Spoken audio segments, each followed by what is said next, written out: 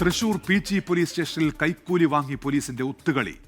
Lalees food and fund ഹോട്ടലുടമ ഔസേപ്പിന്റെ മകനെയും മാനേജരെയും ക്രൂരമായി മർദ്ദിച്ചതിന് പിന്നാലെ പണം വാങ്ങി കേസ് ഒതുക്കി. പരാതിക്കാരൻ ദിനേശിന് 5 ലക്ഷം രൂപ നൽകിയത് SI രതീഷ് പറഞ്ഞിട്ടാണെന്ന് ഹോട്ടലുടമ ഔസേപ്പ് 24നോട് പറഞ്ഞു. പണം കൈമാറുന്ന ദൃശ്യങ്ങൾ 24ന് ലഭിച്ചു. 4 പേരെയും റിമാൻഡ് ചെയ്യുമെന്ന് ഭീഷണിപ്പെടുത്തിക്കൊണ്ടാണ് ഞാൻ അവനായിട്ട് സംസാരിക്കാനുണ്ടായി, ഈ പരാതിക്കാരനായിട്ട് ദിനേശനായിട്ട് സംസാരിക്കാനുണ്ടായത്. ഈ പ്രശ്നം തീർക്കണമെങ്കിൽ 5 ലക്ഷം രൂപ തരണം. അപ്പോൾ 3 ലക്ഷം രൂപ സർക്കിൾ ഇൻസ്പെക്ടർ SHO എടുക്കും. 2 ലക്ഷം രൂപ ഈ ദിനേശ് എടുക്കും. അപ്പോൾ 3 + 2 5 ലക്ഷം രൂപ നൽകണം. 4 ലക്ഷം കൊടുത്തിട്ട് അവനോട് വീണ്ടും നമ്മൾ സംസാരിച്ച് 4 ലക്ഷത്തിൽ തീർത്തുകൂടെ എന്ന് ചോദിച്ചു. അപ്പോൾ അദ്ദേഹം പറയുന്നത് 4 ലക്ഷത്തിൽ തീർക്കാൻ സാധിക്കില്ല, അത് നിങ്ങൾ 5 ലക്ഷം തന്നെ തരണം. എനിക്ക് ഇതിൽ 2 ലക്ഷമേ ഉള്ളൂ. 3 ലക്ഷം പോലീസ് സ്റ്റേഷനിലെ പോലീസുകാർക്കും ഈ SI രതീഷിനും കൂടി ഉള്ളതാണ്, അതുകൊണ്ട് 5 ലക്ഷം തന്നെ തരണം. അങ്ങനെ ഞാൻ 1 ലക്ഷം കൂടി കൊടുത്ത് 5 ലക്ഷം കൊടുത്തു. എന്നാൽ ഔസേപ്പിന്റെ കയ്യിൽ നിന്ന് വാങ്ങിയത് 5000 രൂപ മാത്രമെന്നാണ് പരാതിക്കാരനായ ദിനേശ് 24നോട് പറഞ്ഞത്. ഔസേപ്പ് നൽകിയ പരാതിയിൽ പോലീസ് തന്നെ ക്രൂരമായി മർദ്ദിച്ചുവെന്നും ദിനേശ് പറഞ്ഞു.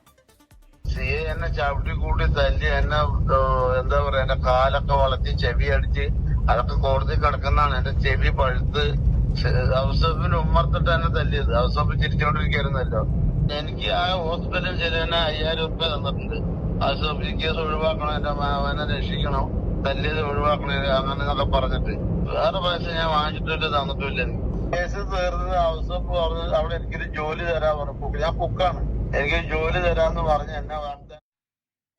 പോലീസ് സ്റ്റേഷനിലെ മർദ്ദനത്തിലും കൈക്കൂലി വാങ്ങലിലും CI PM രതീഷിനെതിരെ ഉടൻ നടപടിയുണ്ടാകും. ഉദ്യോഗസ്ഥന്റെ ഭാഗത്തുനിന്ന് ഗുരുതര വീഴ്ചയുണ്ടായി എന്നാണ് അഡീഷണൽ SP KA ശശിധരന്റെ ആഭ്യന്തര അന്വേഷണ റിപ്പോർട്ട്. റാഫി കരീമാണ് വാർത്തയുടെ വിശദാംശങ്ങളുമായി ഇപ്പോൾ തൃശൂരിൽ നിന്ന് ചേരുന്നത്. റാഫി, ഈ നടപടി എപ്പോൾ പ്രതീക്ഷിക്കാം റാഫി ഇക്കാര്യത്തിൽ?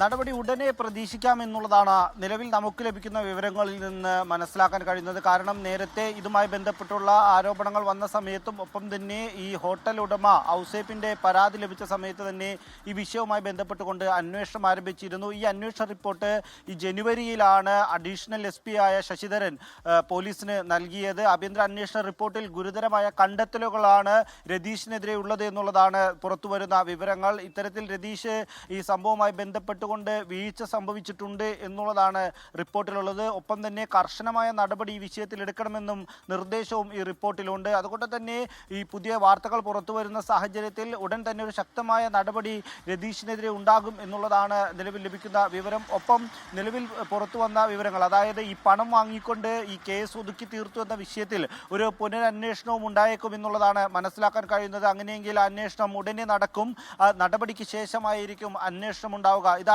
നിലവിൽ ഈ കേസുമായി ബന്ധപ്പെട്ടുകൊണ്ട് പുറത്തു വരുന്ന വിവരങ്ങൾ. ഒപ്പം തന്നെ നേരത്തെ ഔസേപ്പ് വ്യക്തമാക്കിയതുമായി ബന്ധപ്പെട്ടുകൊണ്ട് കൂടുതൽ വിവരങ്ങൾ വരും ദിവസങ്ങളിൽ പുറത്തു വരുമെന്നുള്ളതാണ് മനസ്സിലാക്കാൻ കഴിയുന്നത്. ഈ രതീഷ് നേരത്തെയും പലതരത്തിലുള്ള പ്രശ്നങ്ങൾ ഉണ്ടാക്കിയിട്ടുണ്ട് എന്നുള്ള വിവരങ്ങൾ പുറത്തു വരുന്നുണ്ട്. പല സ്റ്റേഷനുകളിലും ഇയാളുടെ ഭാഗത്തു നിന്ന് പലതരത്തിലുള്ള പെരുമാറ്റ വിഷയങ്ങളും ഉണ്ടായിട്ടുണ്ട് എന്നുള്ളതാണ് മനസ്സിലാവുന്നത്.